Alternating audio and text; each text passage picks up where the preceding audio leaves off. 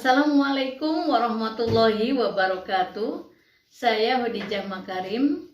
Topik kita kali ini adalah cara mendiagnosa kesulitan belajar anak. Teman-teman sekalian, setiap anak tidak selalu mengalami proses belajar yang lancar ya, tapi ada aja yang mengalami hambatan. Nah, hambatannya sebesar apa? Macam-macam. Kemudian kesulitan belajarnya juga macam-macam. Jadi jangan pernah berpikir teman-teman guru ataupun orang tua bahwa anak itu akan mengalami kesulitan belajar di kelompok IPA. Kebanyakan berpikirnya kesulitan belajar di matematika, fisika, kimia, dan biologi misalnya. Tidak mesti seperti itu. Ada yang lancar di kelompok IPS mengalami hambatan di kelompok yang lain. Ada yang lancar di kelompok IPA mengalami hambatan di kelompok bahasa misalnya. Jadi setiap anak ada saja ya kelebihannya dan kelemahannya dalam mengalami atau menjalani proses belajar. Jadi tidak menutup kemungkinan anak yang satu mengalami hambatan di matematika tapi di kelompok bahasa dan IPS bagus. Anak yang lain sebaliknya misalnya. Jadi bisa saja hambatan. Atau mungkin misalnya matematika bagus, kelompok bahasa bagus, tapi di kelompok pendidikan agama Islam mengalami kesulitan belajar misalnya. Jadi tidak menutup kemungkinan, yang mudah-mudahan anak-anak Indonesia pada umumnya mengalami proses belajar yang lancar lah ya. Nah, kita lihat sekarang tanda bahwa ada kesulitan belajar jika tidak dapat belajar sebagaimana mestinya. Jadi ciri-cirinya adalah adanya hambatan dalam belajar. Kalau kita lihat kenapa anak ini misalnya mengalami hambatan belajar, itu kita lihat pertama tanda-tandanya ya, dari mana kita tahu itu adalah menunjukkan hasil belajar yang rendah di bawah rata-rata, di bawah rata-rata kelompok belajarnya. Misalnya rata-rata kelas ya. Kalau rata-rata kelas dalam satu mata pelajaran tertentu, misalnya rata-rata kelasnya 7, dia ada di nilai sendirinya 6, berarti di bawah rata-rata. Yang kedua, hasil yang dicapai itu tidak seimbang dengan usahanya. Jadi usahanya sudah maksimal tapi hasilnya minimal. Berarti ini ada hambatan di dalam proses belajarnya. Kemudian yang ketiga adalah mudah lupa. Jadi lupa itu sesuatu yang wajar, tapi kalau sering lupa terutama dalam proses belajar, ini mesti ada hambatan. Yang keempat, kurang tekun ya, mudah menyerah. Jadi kalau ada sedikit kesulitan, sudah mengeluh dan tidak mau melanjutkan proses belajar. Jadi ketekunannya kurang. Jadi tekun itu adalah sangat sabar ya. Jadi di dalam proses belajar jika mengalami hambatan itu terus dihadapi ya, tantangan dihadapi. Nah, ternyata misalnya ada kelompok anak-anak yang kurang tekun sehingga mudah menyerah. Ini juga tanda-tanda bahwa anak tersebut mengalami hambatan di dalam belajar. Yang kelima adalah kurang termotivasi di dalam belajar ya. Jadi kalau kita lihat motivasinya cenderung rendah gitu. Nah, ini juga ini ada tanda-tanda bahwa anak tersebut mengalami kesulitan belajar. Baik teman-teman sekalian, kalau tadi tanda-tandanya ya bahwa, tapi belum tentu, itu kan baru kelihatan tanda-tandanya. Jadi harus didiagnosa. Nah, bagaimana kita mendiagnosa? Kita harus lihat dulu penyebab kesulitan belajar secara psikologis itu biasanya. Jadi kalau misalnya ada anak intelijensinya bagus, tapi kok kenapa mengalami hambatan dalam belajar? Mungkin yang pertama adalah kurang berminat ya, kurang minat pada mata pelajaran tertentu. Atau bisa jadi pada mata pelajarannya berminat, tapi pada pokok bahasan tertentu kurang berminat. Berarti mengalami kesulitan di satu pokok bahasan saja misalnya. Yang kedua mungkin ada masalah psikologis, masalah pribadi yang harus diselesaikan dulu, baru nanti bisa menjalani proses belajar dengan baik. Dan yang ketiga adalah psikosomatis, bisa jadi adalah adanya beban pikiran, ya, perasaan, stres yang menyebabkan kelelahan di dalam proses belajar. Kemudian yang berikutnya adalah bisa jadi karena pola asuh yang kurang tepat, dan yang kelima tidak sempurnanya fungsi-fungsi kejiwaan dalam misalnya berpikirnya, otaknya, ingatannya itu ada gangguan. Dan kemudian yang keenam adalah bisa jadi karena emosi yang tidak stabil. Nah, baik teman-teman sekalian, sekarang kita lihat apa yang dimaksud dengan kesulitan belajar. Kesulitan belajar itu adalah suatu kondisi di mana ada sesuatu yang menimbulkan hambatan dalam proses belajar anak.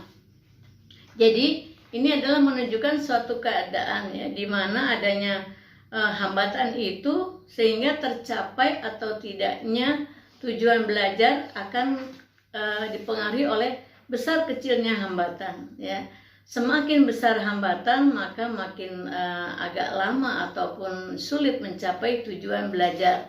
Tapi kalau hambatannya sederhana, mungkin bisa segera diatasi oleh siswa yang bersangkutan.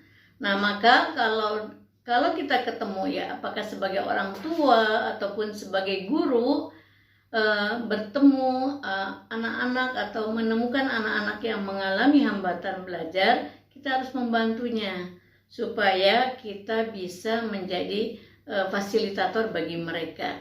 Nah, bagaimana cara mengatasi hambatan tersebut? Kita lihat dulu, kan kalau anak-anak itu ada kelompok belajar itu, kalau kita kelompokkan, ya, ada anak yang sangat lancar. Kalau anak-anak yang sangat lancar, berarti kita motivasi aja mereka. Kemudian yang lancar berarti gangguannya sedikit. Nah, kemudian yang kelompok ketiga adalah anak-anak yang belajarnya terhambat, ya.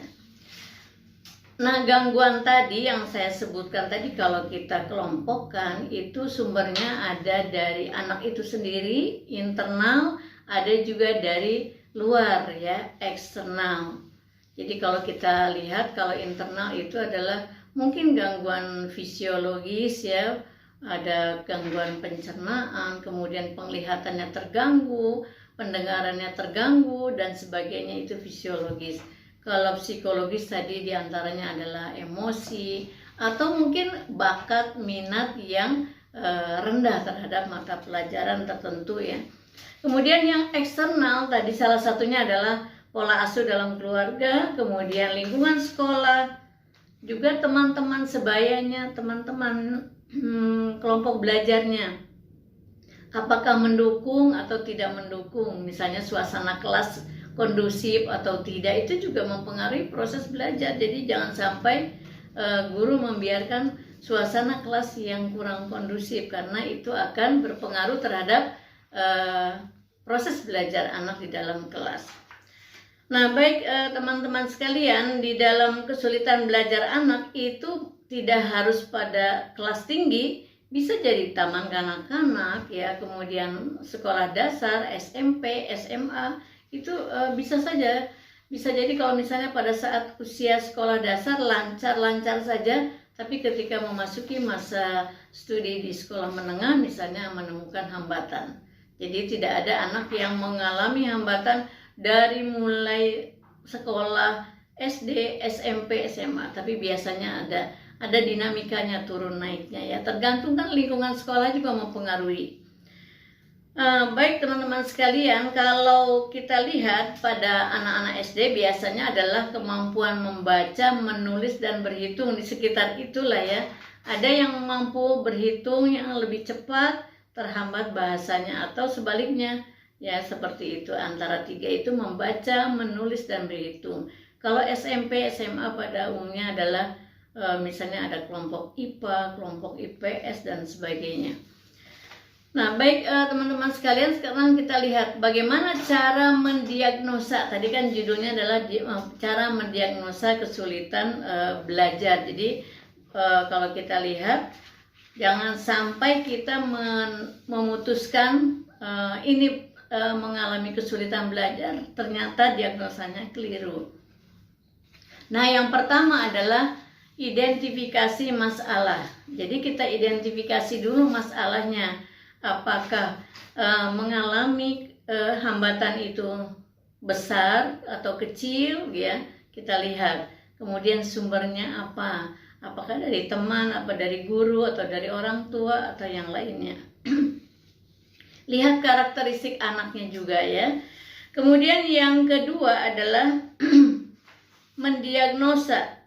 Tahapan diagnosanya adalah memperkirakan sumber masalah dan menemukannya di dalam tahap kedua itu. Jadi kita, guru atau orang tua, temukanlah apa sumber masalahnya di tahapan yang kedua. Nah, tahapan yang ketiga setelah kita memastikan ada masalah dalam hambatan belajar tadi, lalu kita buat ramalan perkiraan cara mengatasinya apa gitu. Apakah kita akan menyelesaikannya sendiri kalau itu orang tua, atau minta bantuan guru. Begitu juga guru, apakah guru bidang studi akan menyelesaikan sendiri, ataukah perlu bantuan wali kelas, ataukah perlu bantuan konselor. Itu dipertimbangkan dengan baik. Dan yang keempat adalah terapi, pengobatannya. Jadi kita sudah mendapatkan nih, saya akan menyelesaikan sendiri misalnya. Lalu tahapan terapinya seperti apa, ya? Kalau kita misalnya pengobatannya lah, kalau misalnya itu dianggap suatu pengobatan, kita akan beri terapi pada anak yang mengalami hambatan belajar itu. Apa langkah-langkahnya? Apakah langsung kepada anaknya, ataukah kepada orang tuanya? Itu dipertimbangkan dengan baik, ya, supaya jangan sampai salah menyampaikan, ya. Kemudian kalau kita lihat di dalam proses yang berikutnya adalah jangan lupa kita evaluasi, ya. Jadi apakah sebagai guru ataupun orang tua, atau bersama-sama guru dan orang tua menyelesaikan masalah anak, ya, anak yang sedang belajar di sekolah tertentu, itu dievaluasi. Apakah cara yang sudah direncanakan diterima oleh orang tua, ya, dari guru misalnya, itu setelah diterapkan kepada anak berhasil apa enggak gitu. Laporan, ya, kepada gurunya misalnya. Begitu juga guru kalau menyelesaikan sendiri tanpa ada campur tangan orang tua dan orang tua hanya menerima laporan, guru juga melaporkan sejauh mana keberhasilannya, ya, dan sebagainya. Jika terjadi kegagalan, oh ternyata salah, misalnya ini terapinya salah, maka kita harus mengulang kembali mungkin cara mendiagnosanya yang keliru, ya. Lalu atau kalau diagnosanya benar, oh mungkin memperkirakan masalahnya salah gitu, ya. Jadi pada tahapan yang kelima ini, evaluasi itu adalah kita mengukur bagaimana tahapan yang tadi disebut solusi atau pengobatan itu sukses atau tidak gitu, ya. Kalau sukses berapa persen, kalau tidak apa sebabnya, maka kita telusuri lagi ke tahapan yang awal, dari mulai identifikasi, diagnosa, prognosa, dan terapinya. Ditelusuri di mana yang keliru, ya. Begitulah teman-teman, jadi cara mendiagnosa kesulitan belajar. Saya simpulkan, ya. Pertama, identifikasi masalah.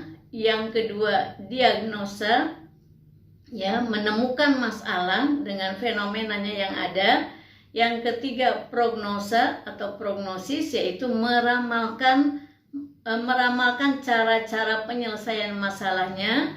Kira-kira mau diselesaikan seperti apa nih. Nah, pada tahap ini bisa berbicara dengan orang-orang yang kira-kira bisa membantu menyelesaikan masalah anak tersebut. Mungkin kalau guru dengan orang tua, atau sebaliknya orang tua dengan guru, dengan wali kelas, dengan konselor, atau pihak-pihak lain yang bisa membantu. Yang keempat adalah pengobatannya langsung yang disebut terapi. Dan yang kelima adalah evaluasi. Evaluasi terhadap tahapan-tahapan yang sudah kita berikan kepada anak itu, apakah berhasil atau tidak menyelesaikan hambatan belajarnya. Jika mereka sudah kembali menjadi anak-anak yang belajarnya lancar, berarti sukses. Kalau kurang lancar, berarti kita mungkin mencari solusi yang lain lagi. Demikian, mudah-mudahan ini bermanfaat bagi teman-teman mahasiswa yang mempelajari psikologi anak, bagi guru pemula, atau mungkin bagi para orang tua yang sedang mengalami agak-agak bingung mengalami ini, misalnya satu situasi berhadapan dengan anak-anaknya yang sedang berada di posisi kesulitan belajar. Mudah-mudahan semuanya bisa teratasi bagi mereka yang sedang mengalami kesulitan belajar. Assalamualaikum warahmatullahi wabarakatuh.